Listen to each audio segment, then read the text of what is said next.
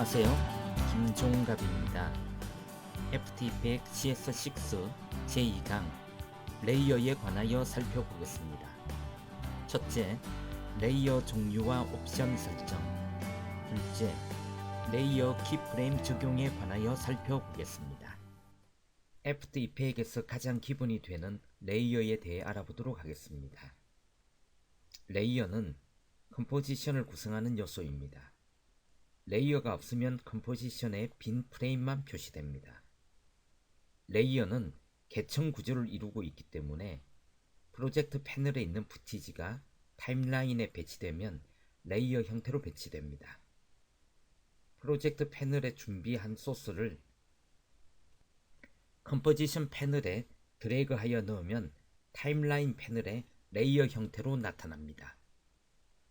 타임라인 패널에 레이어를 추가해도 프로젝트 패널에 있는 해당 소스의 푸티지에는 영향을 주지 않습니다.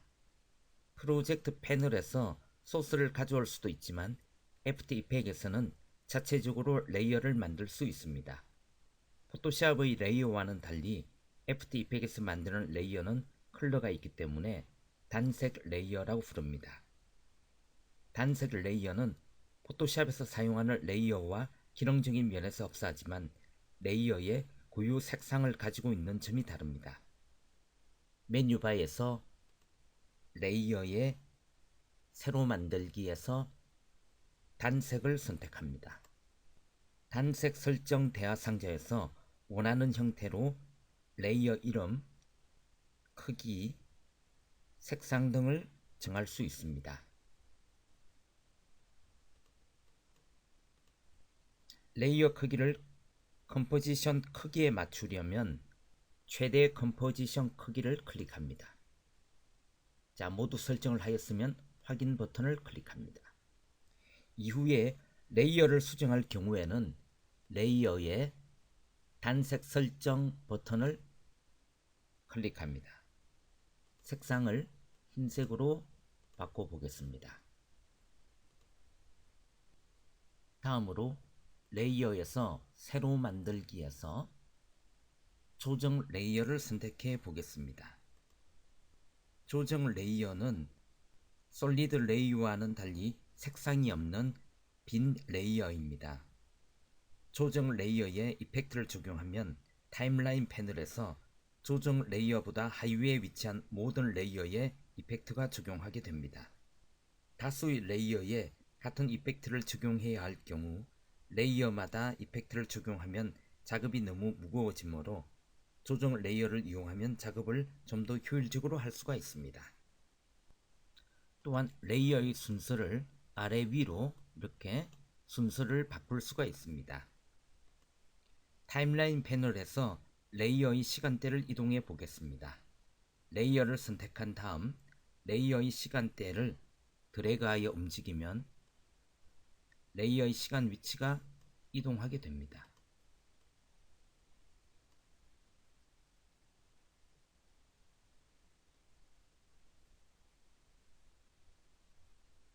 작업할 소스를 타임라인 패널에 가지고 오면 레이어의 형태로 타임라인 패널에 배치가 되고 2개 이상인 경우에는 레이어 위에 쌓이는 스택 구조로 배치됩니다. 위에 배치된 레이어는 아래의 레이어 위쪽에 배치되기 때문에 보이지 않게 됩니다. 레이어는 소스 네임과 레이어 네임이 있습니다. 프로젝트 패널로 가져왔을 때 파일 고유의 이름이 소스 네임이고 작업 도중에 임의로 이름을 바꾸는 것을 레이어 네임이라고 합니다. 바꾸는 방법은 레이어를 선택하고 엔터키를 누르고 이름을 입력합니다. 원래 소스 네임을 확인하고 싶을 때에는 타임라인 패널에서 레이어 이름이라고 적혀 있는 부분을 클릭하면 소스 이름을 확인할 수가 있습니다. 또한 레이어를 복제할 수가 있는데요. 복제하고자 하는 레이어를 선택한 다음 편집에서 복제를 적용하여 레이어를 복제할 수가 있습니다. 레이어를 단순히 복제하는 것이 아니라 그 안에 적용된 애니메이션 속성까지 같이 복제되어 아주 편리합니다.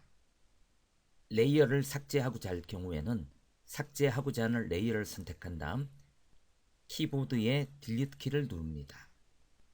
다음은 레이어를 잘라주는 기능을 살펴보겠습니다. 자르고자 하는 레이어를 선택한 다음 메뉴바에서 편집, 레이어 분할을 클릭하도록 하겠습니다. 그럼 이렇게 이미지 1과 이미지 2로 분리되는 것을 알 수가 있습니다. 모든 레이어를 선택하고 키보드의 딜리트 키를 눌러서 삭제하도록 하겠습니다. 자, 프로젝트 패널에서 다수의 이미지를 선택하여 드래그 하도록 하겠습니다. 모든 레이어가 선택된 상황에서 끝부분을 드래그해서 2초로 시간을 줄이도록 하겠습니다. 그런 다음 메뉴바에서 애니메이션에서 키프레임 도우미로 가서 시퀀서 레이어를 선택합니다. 확인을 클릭합니다. 자, 그럼 이렇게 다수의 레이어를 순서대로 나눌 수가 있습니다. 자, 미리 보기 탭에서 플레이를 클릭해 보도록 하겠습니다. 자, 이렇게 순서대로 레이어가 진행되는 것을 볼 수가 있습니다. 자, 정지 버튼을 클릭하도록 하겠습니다. 자, 모든 레이어를 선택하고 키보드의 딜리트 키를 눌러서 삭제하도록 하겠습니다. 다시 프로젝트 창에서 이미지를 선택하여 타임라인으로 배치를 하도록 하겠습니다. 비디오나 오디오 레이어에서 불필요한 부분을 잘라내는 작업을 트리밍이라고 합니다. 타임라인 패널에서 컴포지션의 길이를 잘라낼 수가 있습니다. 타임라인 패널에서 원하는 길이만큼 워크 에리어를 정한 다음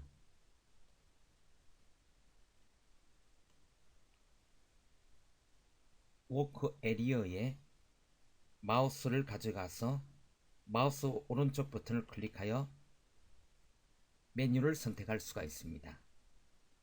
먼저 작업 영역 들어 올리기를 선택해 보겠습니다. 자, 이렇게 선택한 부분만 삭제됩니다. 다시 되돌려 보겠습니다. 편집에서 편집 올리기 실행 취소를 클릭합니다. 자, 그 다음 두 번째 작업 영역 추출을 클릭해 보도록 하겠습니다. 선택한 영역을 삭제할 때 빈 공간 없이 뒤 레이어가 당겨져 옵니다. 다시 편집 추출 실행 취소를 클릭하겠습니다. 자, 세 번째로 컴포지션을 작업 영역으로 다듬어 자르기를 클릭하겠습니다. 현재 선택된 영역만 남기고 레이어의 길이가 줄어듭니다. 다음으로 소스 바꾸기에 대하여 알아보겠습니다.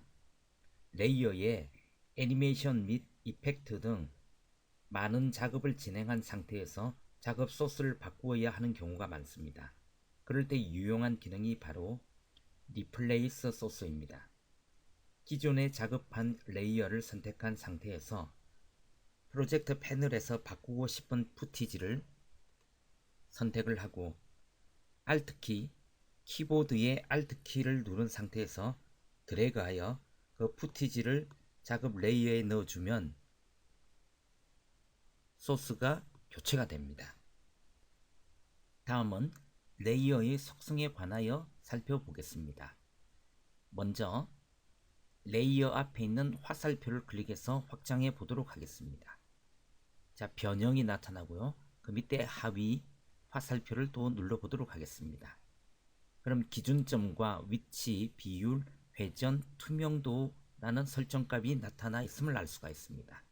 자, 현재 이미지가 컴포지션 창보다 크기 때문에 비율을 이렇게 드래그해서 작게 한번 해보도록 하겠습니다.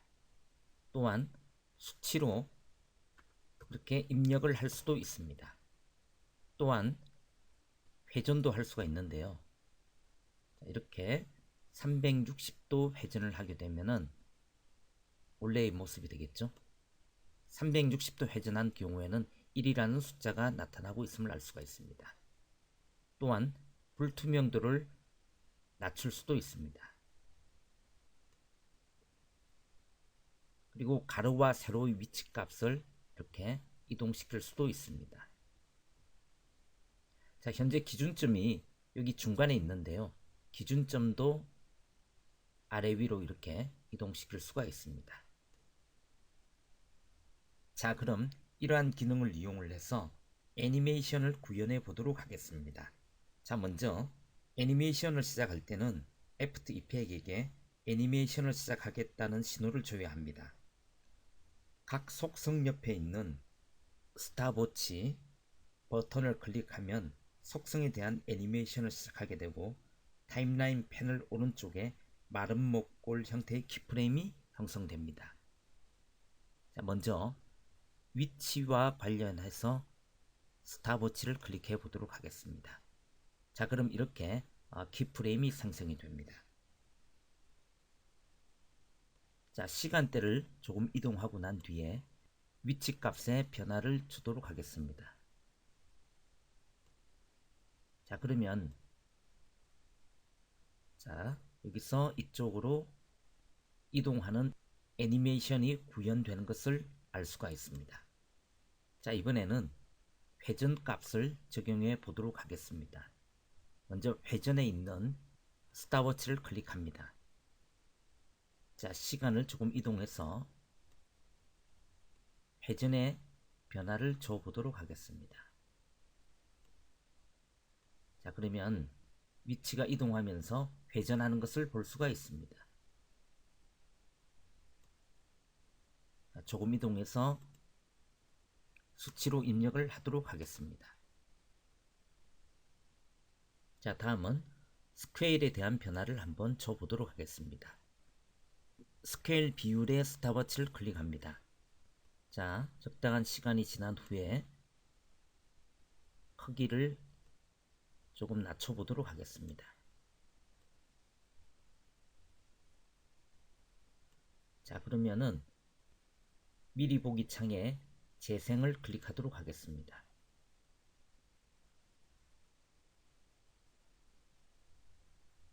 자, 이렇게 위치 값과 크기에 대한 비율, 회전 값, 그 다음에 불투명도, 기준점을 변화시켜서 애니메이션 효과를 적용할 수가 있습니다. 자, 이렇게 제2강으로 레이어의 기능과 레이어 만들기, 레이어 관리하기, 레이어 트리밍하기에 이어서 애니메이션 속성에 관하여 살펴보았습니다. 감사합니다.